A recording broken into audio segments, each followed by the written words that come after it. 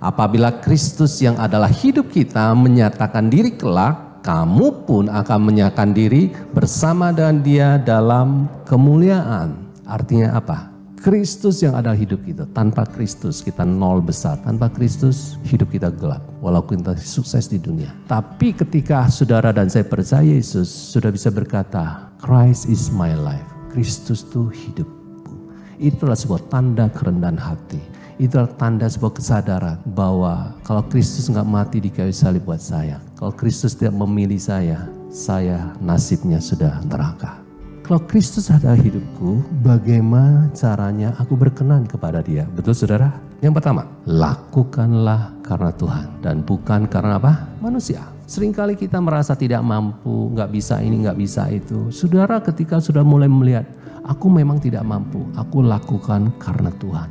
Lama-lama sudah dimampukan. Lama-lama saudara Tuhan tuntun. Itu melewati batas-batas, perasaan tidak mampu, nggak bisa, ya toh? Banyak hal yang berubah ketika kita lakukan segala sesuatu bukan karena Dia manusia, tapi engkau lakukan karena Tuhan.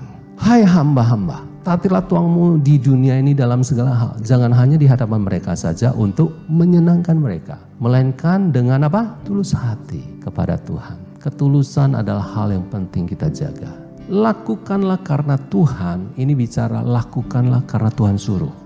Apakah engkau pernah bertanya kepada Tuhan terhadap apa yang kau mau lakukan? Jangan-jangan apa yang kau lakukan hanya untuk manusia. Jangan-jangan mungkin sesuatu yang sebenarnya udah kebiasaan dan gak terlalu penting.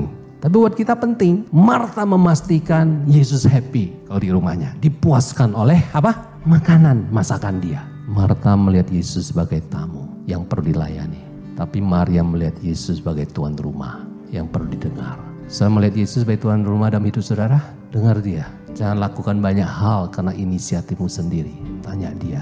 Lakukanlah karena kekuatan Tuhan, bukan kekuatan diri. Tetapi harta ini kami punyai dalam bejana tanah liat, supaya nyata bahwa kekuatan yang melimpah-limpah itu berasal dari Allah, bukan dari diri kami. Dia berkata, aku ini bejana apa?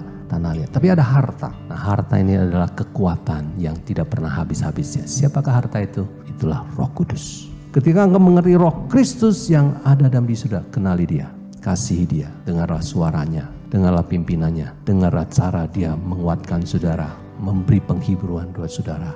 Tapi itulah sebab sudah butuh waktu tenang. Lakukanlah untuk Tuhan dan bukan untuk diri sendiri. Dengan diri kami sendiri, kami tidak sanggup untuk memperhitungkan sesuatu apa? Seolah-olah apa?